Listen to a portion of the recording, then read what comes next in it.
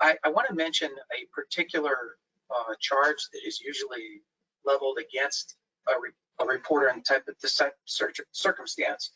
It's typically resisting, obstructing a peace officer in the performance of their duties. In the state of California, it's 148 of the Penal Code. I can tell you in the 95 percentile, we lose those when dealing with the press.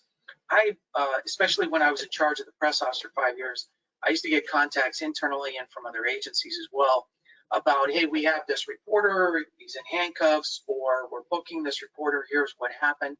Or we put a reporter in the backseat of a patrol car. And I can tell you, out of the 70, 75 times it happened, I can only name one where the police were in the right. Now remember, I'm 32 years in law enforcement. I definitely think like a cop, okay? But we have to have a reason other than because I told you so. And that the number one tip I would give you on this is what the person doing, if they didn't have a camera, would it be okay? And Mickey pointed out in that video that there were people hanging around. There was more if you played more of the video. They're literally walking by in the same place or standing in the same place where the reporter's holding a camera.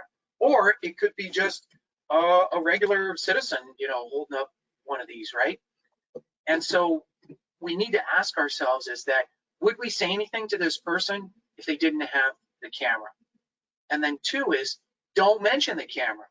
Because if you're talking about the camera, it doesn't play well for the audience. And believe me, we all know we may not want to be performers, but we're being held accountable like performers. We're being held accountable like public information officers.